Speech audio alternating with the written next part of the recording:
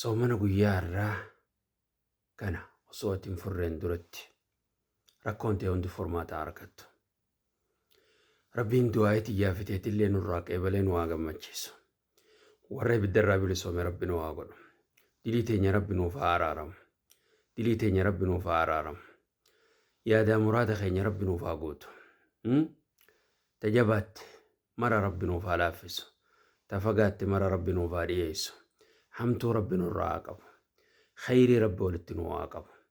Bakka deemnutti nama gammachuu qabu. Hanga addunyaa tanarra jiraannu gammachuun nama jiraatu Rabbi nu haa godhu. Hoggaa addunyaa irraa deemnellee nama gammachuun jiraatu Rabbi nu haa godhu. Umriillee umrii barakaa Rabbi nuuf haa kennu. Umriillee umrii barakaa qabdu Rabbi nuuf haa kennu. Beekumsa barakaa qabu Rabbi nuuf haa kennu. Fayyaa guutuun Rabbi nu haa qananiisu. Qabeenya barakaa qabu guddaan Rabbi nu haa qananiisu. Rabbiin subhaanahu wa ta'aalaa warra gartee ji'a kana keessa milkaa'e irraa nu haa godhu. Kan ibiddarraa bilisoome, ka ji'a kana keessa milkaa'e, ka dalagaan isaanii irraa qeebalamte, ka Rabbiin dilii isaanii araarameef warra san Rabbi nu haa godhu. Haasidummaa, waanyummaa, shirkii, bidaa irraa nu haa faqeessu. Qalbii teenya Rabbi nu haa xaaharu. Qalbii teenya tana wasaqa qalbii tana nu haa xaaharu. Imaana Rabbitti nu haa guutu. Sammuu beekumsatti nu haa guutu. Sammuu beekumsatti nu haa guutu. Qoma teenya imaanatti nu haa guutu. Rabbiin subhaanahu wa ta'aalaa bakkuma jirtus si haa gammachiisu. Bakka deemtus si haa gammachiisu. Bakka deemturres Rabbi si haa gammachiisu. Biyya teenyallee biyya nagayaa Rabbi nuuf haa godhu.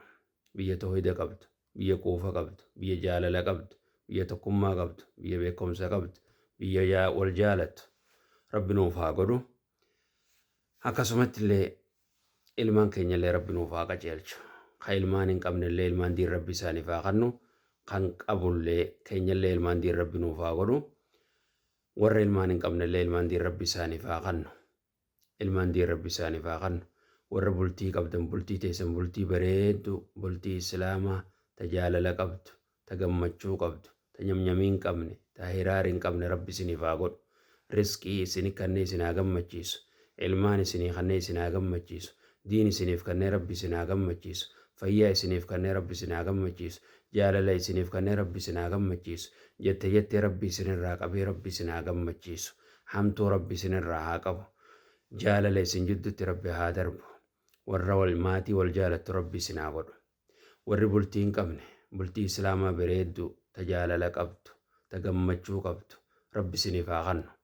Bultii bareeddu isiniif kannee qabeenyaan, ilmaaniin, beekumsaan, fayyaan, diinii duniyaan Rabbi isin haa gammachiisu. Haadha abbaa kan haadha abbaan keessan jiran Rabbi isaan haa gammachiisu. Umrii barakaa qabdu Rabbi isaaniif haa kennu khayrii keessatti. Kan ammoo addunyaa irraa deemanii jiran jannata irraa haadha abbaan islaamaa jechuu kan addunyaa irraa deeman jannata irraa firdoos keessatti isaan haa qananiisu. Achitti warra hojii gammadu Rabbi nu haa godhu. Qabrii isaanii caffee jannataa Rabbi haa godhu. Qabrii isaanii caffee jannataa Rabbi haa godhu. Qabrii isaanii caffee jannataa Rabbi haa godhu. Achi keessatti firdoos keessa wajjin nu haa gammachiisu. Firdoos keessa wajjin nu haa gammachiisu. Firdoos keessa wajjin nu haa gammachiisu. Rabbiin subhaanahu wa ta'aalaa jaalala walii Rabbi nuuf haa kennu. Jaalala walii Rabbi nuuf haa kennu. Nama islaama hunda jaalatu nu haa godhu. Nama jetteen deemu Rabbi nu hin godhini. Nama ijji isaanii khayrii ilaaltu. Nama gurri isaanii khayrii dhaga'u. Namni arrabni isaanii khayrii dubbatu. Nama san Rabbi nu haa godhu. Warra hijaa baatee deemu. Warra hamtuu nama yaadu Rabbi nu hin godhin. Hiriyaa fuulqiyyee hiriyaa fuula lamaatis Rabbi nurraa haa qabu. Nama hamtuu nama yaadu. Kasi bira si faarsu, kasi duwwa si hamatus Rabbi nurraa haa qabu. Rabbiin subhaanahu wa ta'aalaa gabroottan isaarraa Rabbi nu haa godhu. Gabroottan isaarraa Rabbi nu haa godhu. Warra gartee addunyattis milkaa'ee akhiratti illee milkaa'u Rabbi nu haa godhu. Achitti wajjin nu haa gammachiisu. Aamiin aamiin. وصلى الله وسلم على نبينا محمد وعلى آله وصحبه أجمعين.